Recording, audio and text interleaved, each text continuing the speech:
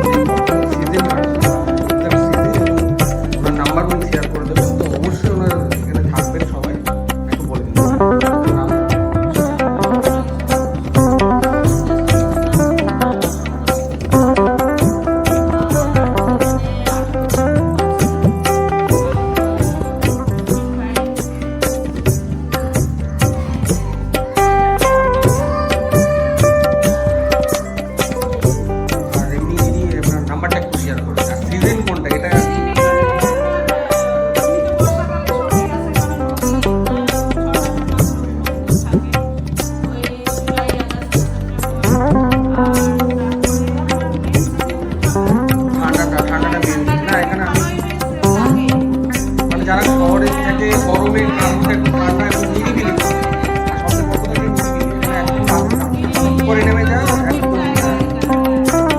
একদম নদীর ধারে, নদীর আওয়াজ। নাম্বারটা একটু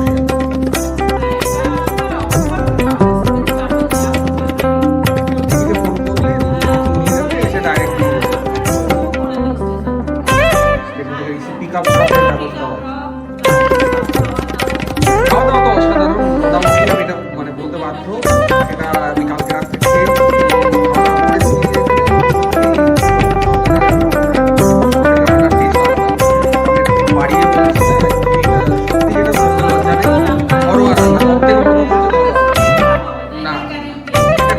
খুব রেয়ার পাওয়া যায় কোথাও বেড়াতে গিয়ে।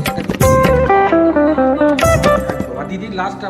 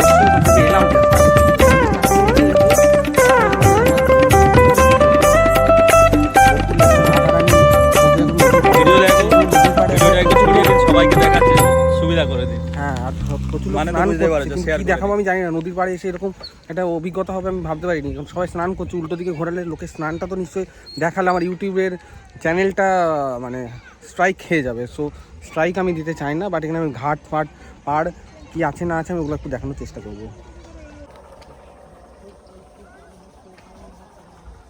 এইটা আবার ঘাট বাঁধানো আছে এখানে। এই এখানে ছবি তুলবো, এসো দাঁড়াও, এদিকে এসো না, ছবি তুলবো, ওদিকে যাবো পরে।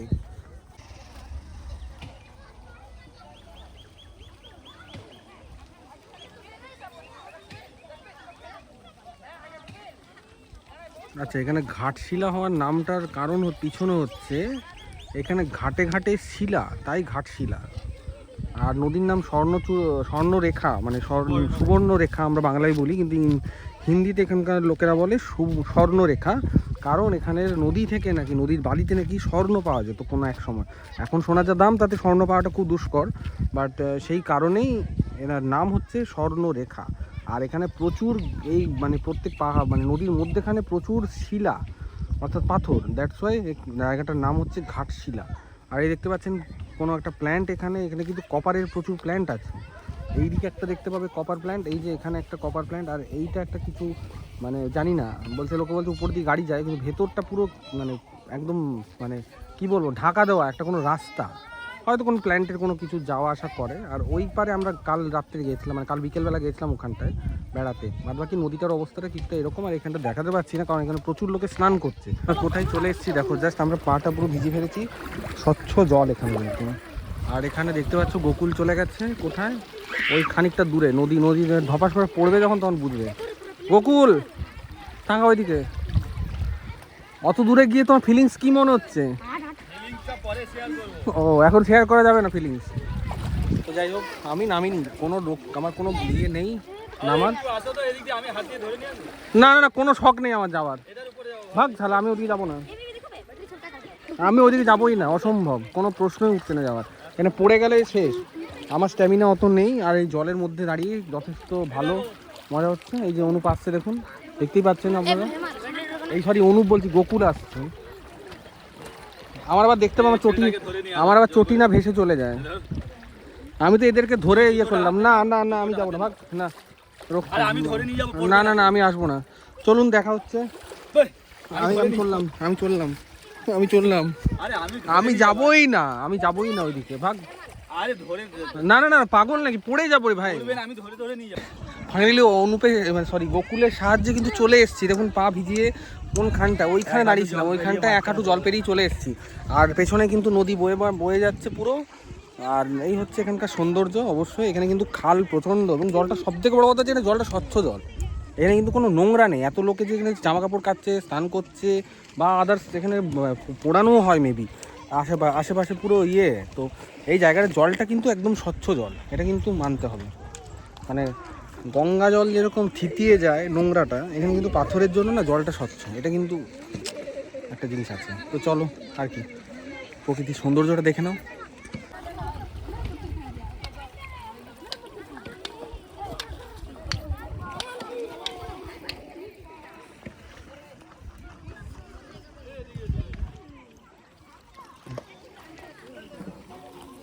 এটা যাবো কি করে, এটা ঝাঁপ দিতে হবে।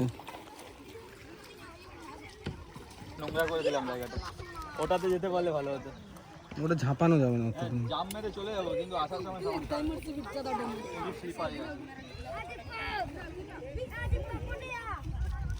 সময় প্রচুর স্লিপ আছে।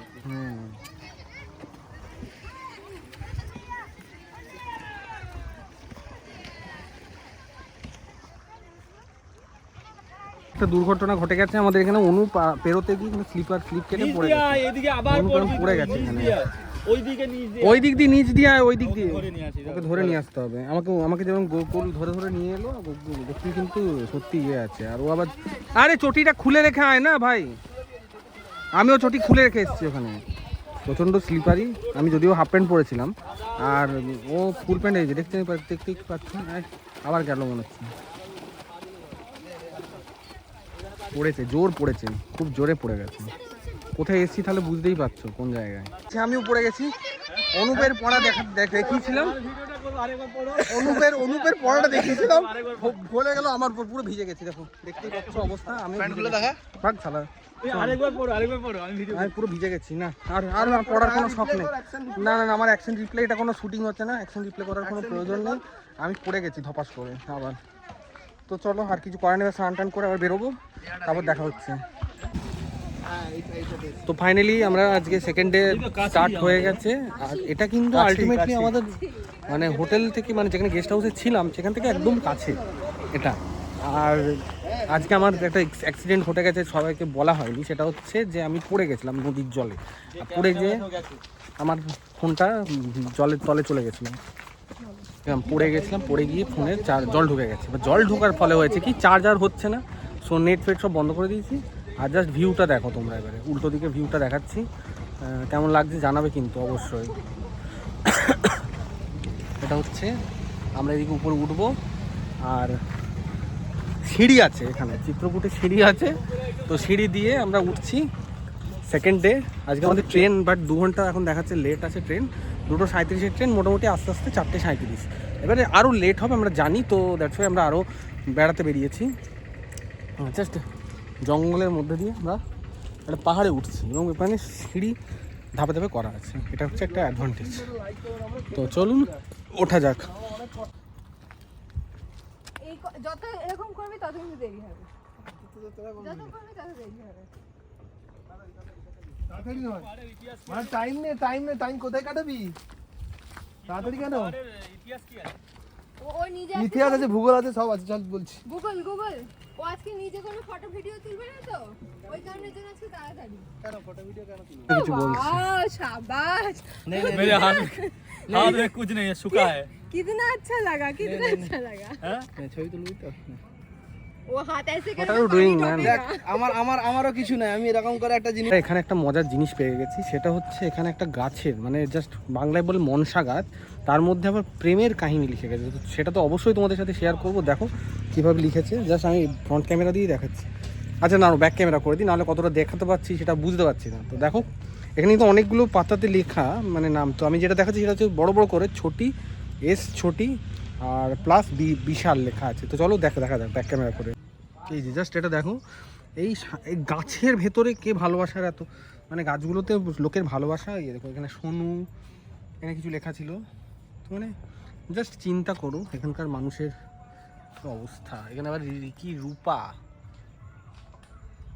অনেকগুলো পাতা পাতা এরকম মনসা গাছের এদিকেও লেখা আছে, বাংলাতেও লেখা আছে। এটা বেসিক্যালি বাঙালি অধ্যুষিত এলাকা। আর এটা কোনো একটা মন্দির, শিব বাবার মন্দির মনে হচ্ছে এখানে। তো এখানে ভগবান শিবের মন্দির এটা। এখানে কেউ কিছু করছে, আর ওই দূরে পাহাড়। এই পাহাড়ের গায়েও কিন্তু আঁকাবুকি করা আছে। আর এখানে ভগবান শিব ভেতরে বিরাজমান। জানি না কতটা দেখাতে পাচ্ছি আমি, বাট এই হচ্ছে ব্যাপার। তো চলো যাওয়া যাক, কোন দিকে যাবো বুঝতে পারছি না, ভিডিও যাওয়া যাক। দেখি এখানে ফটো শ্যুট হচ্ছে।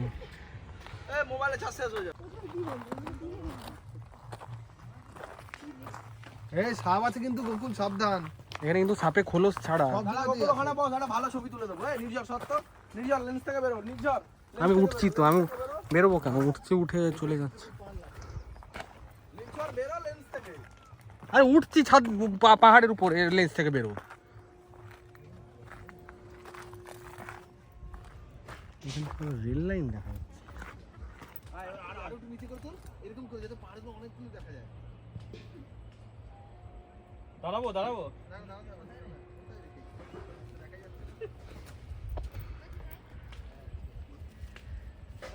বসে থাকলে শাহরুখ খান এরকম করে না, শাহরুখ খান এরকম করে। হ্যাঁ এক্স্যাক্টলি। এটা বিক্রি লাগছে। এদিকে ট্রেন যাচ্ছে, তুই রাস্তা আছে মানে আছে। হ্যাঁ 1 কিলোমিটার 2 কিলোমিটার পর কোথায় নিচ থেকে।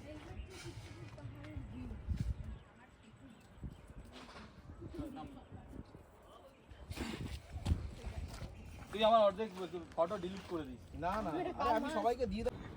আমরা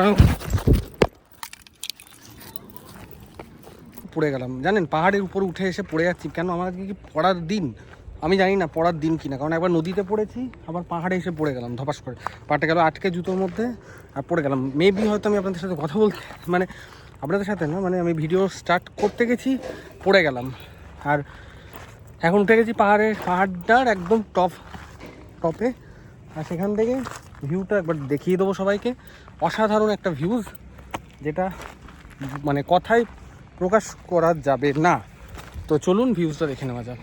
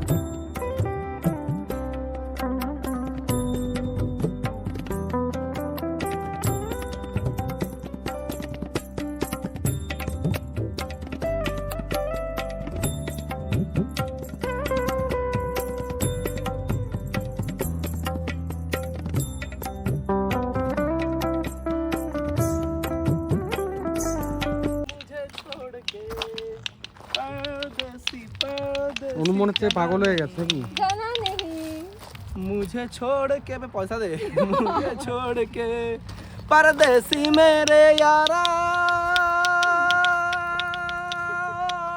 अंधा को दे दे बाबा। वादा निभाना परदेसी मेरे यारा वादा निभाना तुम याद रखना कहीं भूल न जाना परदेसी परदेसी जाना नहीं।